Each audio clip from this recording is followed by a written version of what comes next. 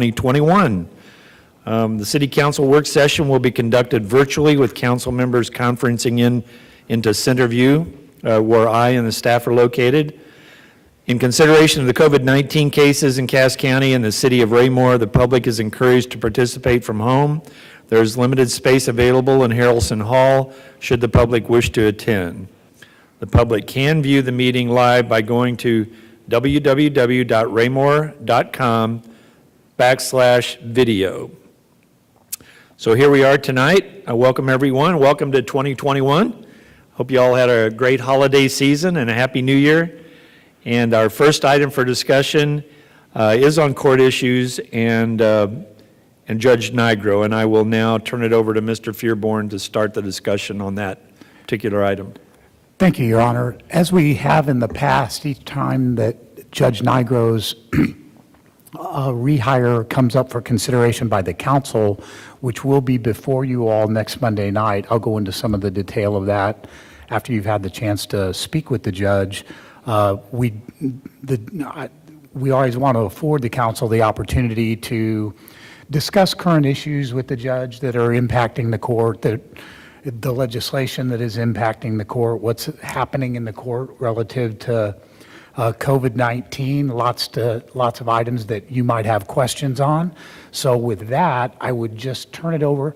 Judge, if you'd like to make any opening comments to the City Council and then leave it open, Your Honor, to the council to ask any questions or make any comments that they'd like to the judge.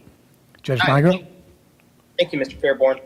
Yes, we've had some challenges with the court, as everyone well knows. I mean, once we got through Senate Bill 5 and 572, then COVID comes along and changes it all completely. We have adapted quite well, I think, with the court in COVID-19. We have gone to having 4 different types of dockets in order to keep our number of people in the courtroom low, keep the dockets going, and keep the flow going. We do a virtual docket for both pro se litigants and attorneys. We also have a telephone conference docket for those that are unable to use the internet properly or don't have the means to use the internet. And then we have a regular docket that starts at 5:30. So we usually go from about 3:30 till about 7, just trying to keep people from having too many people in the courtroom, limiting our numbers to 10, trying to be more adaptable with the virtual dockets. We're using WebEx instead of Zoom. And then with the teleconferences, that's gone very well, especially with the defendants a little older in nature. They don't like to use the virtual reality or the virtual dockets. So I think with those in place, we've moved the docket quite well, and we've been keeping it going. I think, other than when we were shut down mandatorily, we kept court going. We actually had a completely virtual docket about a month ago because I was on quarantine. I'm on quarantine again, having tested positive last week for COVID. So I will actually have our second all virtual docket this Thursday. And Ms. Spur works well with that, making sure that goes smoothly. And it went well last time, and I expect it to go well this time. We've had challenges, obviously, with getting people to show up with COVID, getting orders enforced, but we're doing everything possible to keep the court going and moving in the right direction. Does anyone have any questions of the judge at this time? If not, Mr. Fearborn, how would you care to proceed? So next week will be the first reading for the rehiring ordinance for Judge Nigro. It will be Bill 3597. In keeping with years past, what we have always done, hang on just one second, sorry about that. Yeah, what I have always done is recommended to the City Council that the judge receive an increase in his salary that is commensurate with a 2.5% increase. His salary was set for the past 2-year period at $16,500 annually. What I would be recommending to the council next week is that he receive a 2.5% increase over that amount for 2019 and a 2.5% increase over that amount again for 2020 to a new annual salary amount for the next 2 years of $17,125 per year. And that's in keeping with all of the years past that we have done this. And I assume, Judge Nigro, that if the council accepts that, that's okay with you. Yes, that would be fine with me, yes. Appreciate that. The other change I would point out to the city council, I think I may have made you all aware of this, but Judge Nigro is also now the municipal judge in Belton as well. So apparently he was doing a good enough job here that they liked him there. I came with good references from Raymore, they said. Well, I will let you know that Judge Nigro has been instrumental in assisting the mayors in the area with helping me put together some language to assist with the fail to appear law. Last year, we attempted to modify the fail to appear to allow municipal judges the opportunity to suspend driver's licenses for fail to appear upon the second notification. I think that Representative Hafner will continue to carry the pail of water on that again this year. Judge Nigro and I continue to talk about the issues concerning municipal court as our warrant drawer continues to grow. It is of great concern. I talked to Donna weekly over in the court about where we're at, and she informs me that while the judge is trying to satisfy most of the cases that come before him, it is difficult to get people to come before him. And so we're hoping that the legislature will be smart enough to change that law, which was a knee-jerk reaction to some issues going on in St. Louis, and it came to light after the Ferguson situation 6 years ago. So we're hoping that potentially we'll have some effect this year, and I know Judge Nigro is all over that. He's been great to work with. Love to see him stay with us for many years to come if he's willing to do that. And I hope he's feeling better than tonight. I know you've been a little bit under the weather. Thank you for coming online with us tonight, sir. I also understand that the recent loss of the DA's office in Jackson County was a relative of yours. Is that correct? Yes, that's fine. Yeah, I'm sorry to hear that, sir. We all offer our condolences on your loss. It was a terrible tragedy. I know was a local girl too, attended Ray Peck High School, and my daughter knew her, and it's a horrible tragedy, but we all want to extend our condolences to you, sir. Thank you, Mayor. So with that being said, does anybody have anything else with regard to questions about the renewal of the judge's, I guess, contract? Is it a contract? It's really just a reappointment ordinance, sir. Yeah, okay, all right, thank you. Yes, Mr. Barber.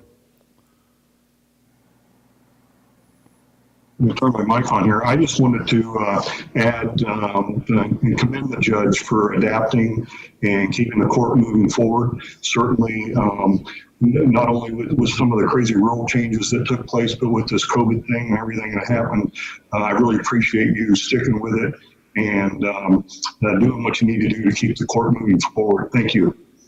Thank you. Anyone else? If not, we will move forward with that ordinance at the next regularly scheduled city council meeting. Judge Nigro, thank you for joining us tonight, sir. Get well, sir. And again, we offer our condolences. Take care, sir. Thank you. We'll now move on to item B on our agenda tonight, which is a citizen survey. I'll again turn it over to Mr. Fearborn to start this off. Thank you, sir, and I will turn it over to Mr. Icky.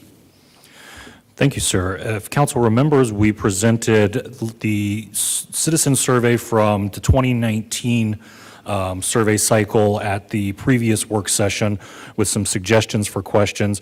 Based on council's feedback, we were able to fit all 4 of the questions that the council preferred, along with a little bit updated demographic area that will help the survey as it goes forward. I do apologize. I sent the survey earlier today along with the Zoom link, so everyone should have a copy of that. I didn't realize that the mayor's letter did not go out. That mayor's letter will be kind of the cover sheet to the whole survey packet. I didn't realize that didn't get attached as well, but I sent that just before the meeting. Really the only change to that cover letter is the updated dates as well as kind of an emphasis on the fact that the survey responses, because they are being handled by ETC, which is our third-party contractor, all of the results and answers are completely anonymous. And so to kind of re-emphasize that confidentiality that residents have as they answer honestly to the survey if they receive it. Certainly am open to any questions or any other feedback that you might have. This is the final draft from ETC, so as soon as we get a thumbs up from the council here tonight, they will be able to proceed with printing and mailing as soon as possible. Thank you, Mr. Ike. Anyone have any questions of Mr. Ike or comments about the survey?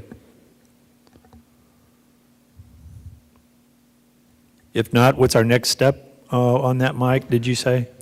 We'll just move forward with the ordinance? Next step, well, we will give the okay to ETC to begin printing and Oh, okay, mailing. that's right. And then it kind of is in their hands. They will have the survey on the street for roughly 3 to 4 weeks. And then we'll get the results back shortly, right about beginning to mid-March. Okay, great. Thank you. Okay, well, we'll move forward on that. If there's nothing else from the council members? Okay. Item C on our agenda tonight is the staffing study. Mr. Fearborn, I'll turn it over to you. Thank you, sir. As I had indicated to the city council at the first read for the use tax that is going to be heavily reliant on the informational campaign associated with staffing numbers, we wanted to be able to give you all tonight a brief update, because next week I want to be able to go into the detail of the numbers associated with the staffing numbers, but I wanted to be able to give you all assurances this week that the numbers will justify going for a use tax. I didn't want you going into the meeting next week thinking that you were voting in space on something that the consultant may be coming back to us and saying that, well, yeah, you meet numbers in this particular department, but over here, perhaps not. We received the numbers very late this afternoon. In fact, after close of business, along with a pretty lengthy executive summary that I've had the chance to glance at. I can assure the council tonight that we were correct in our anecdotal consideration of this, that the use tax will be a very good start in each of the 3 departments to the recommended staffing numbers that they're putting in front of us. They have given us a number of stages using different matrices and metrics associated with the numbers that would be necessary to fully staff up our Parks and Rec Department and our Public Works Department and our Police Department. I can tell you that at the conservative level of those particular numbers, we will still have to look at a phased-in approach over the long term, but not having had the opportunity or the luxury of talking with the department heads about those numbers, I would kind of hold off until next week when after consultation with the department heads, I would be able to then get with the council and say exactly what we will be putting into the informational campaign for the use tax. Here is what we are going to be doing. Here's the recommendation for PD. Here is what we are going to be using the use tax numbers for to get us started to those numbers, and how we will be phasing that in over time. What else will be necessary over and above a use tax associated with those numbers? And same thing for Parks and Rec, same thing for the Public Works Department. But the initial numbers that I am looking at definitely point to the absolute need to go to the voters with a hard campaign and hard numbers of staff increases in each of those 3 departments that will be associated with the use tax.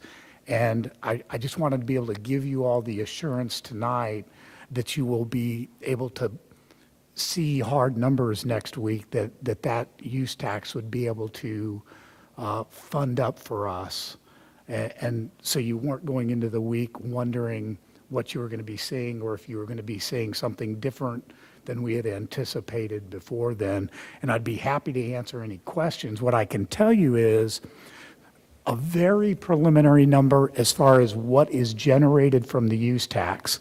And this is changing because what we do is we extrapolate backwards from the state on the numbers that would be generated in each of the funds associated with the use tax, but the state has not yet posted 2020 for the July through September period or the October through December period.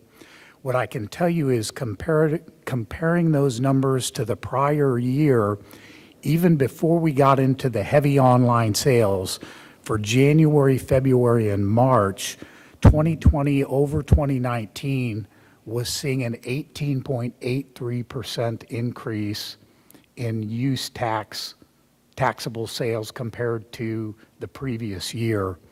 The total generation using the most conservative load generated numbers would mean approximately 400,000 into the general fund, 200,000 into the transportation, capital improvement, and storm park sales tax funds respectively associated with the use tax. So I can assure the council that we will be able to account for every single one of those dollars in paying for personnel only that are going to be recommended by this study and by staff. And I'm open to any questions that you might have. Do you want to have any questions of Mr. Fearborn? Yes, Mr. Jacobson. Thank you, Mr. Mayor. That's an excellent overview there, Mr. Fearborn, and I'm looking forward to a more detailed report here in a couple of weeks. A couple of questions I have, or I guess it's actually just question 1A and 1B, is how far out does this staffing report run? In other words, are there projections for the future? I know you've mentioned stages already. I would be interested in knowing just how far out those stages go. 10 years, sir. Pardon me? 10 years. Awesome, awesome. And then the other question I have is, will the survey, will we, and I think I know the answer to this, but will we be looking at the survey and tying that into this particular project we have going, as far as what the city, what our citizens might see that we need as well? The survey will stand by itself for the informational campaign, but certainly items that we see from the survey, we will be able to plug in and use those as icing on the cake, if you will. We'll begin the informational campaign associated with the recommended numbers and what the use tax is, et cetera. We'll be beginning that the second week of February. And then once we get the survey back in March, we'll be able to use that again, as I said, as other anecdotal evidence. Oh, okay, thank you, sir. Anyone else? Okay. Well, I know that my conversations with Mr. Fearborn have been very encouraging about the staff study. Almost a little scary how far behind we are. As you know, those of you who have been around a while, those veteran council members and those who have rejoined us on the council, know that we've kind of stood at the level of FTEs for many years now, probably over the last 5, 6, 8 years. Not much growth at the employee level in any of those categories that we're looking to offer some assistance to. And so I'm encouraged by what the education program will look like for our efforts to move forward with this agenda item on our April ballot. I think it's going to be a great opportunity for us to grow in the areas of services that are most needed here in our community, and that we will be able to compare or hold some comparisons to with the staff study that's been done, and it'll be a much more a robust educational opportunity, rather than just us saying we need more people. We now have some empirical data that will show that in a community our size, the level at which we're growing and the sophistication of the services that we have for our community are certainly there for people to understand that we do need assistance. And it also puts us in a level playing field for our mom and pop stores here in the Raymore area, our brick and mortar stores, and maybe they'll see some evidence of the movement toward them if the level playing field is a taxation issue for some people, and that could be a positive issue as well. So we'll move forward with that. With what I said, has it generated any additional questions for Mr. Fearborn on that? If I may, sir? Yes.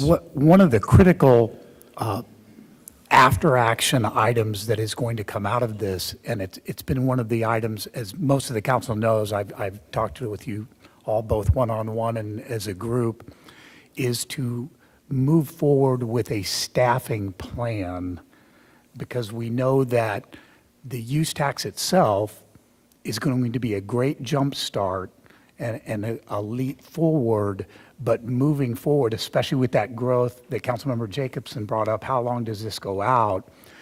We have to have solid, sober triggering points of when we need to add X, Y, and Z to keep up the excellent level of service that we currently have in the city. And that has been something that's been lacking, that where we need something black and white and not just anecdotally going, well, you know, we just added our 13th apartment complex, so we probably ought to think about putting some more folks on. Instead, it's got to be a black and white number, just like our comparison cities, that we use black and white comparison cities all the time, that we compare ourselves to. Needs to be the same way with this sort of a deal where we know it's coming ahead of time and we can plan for it. And even if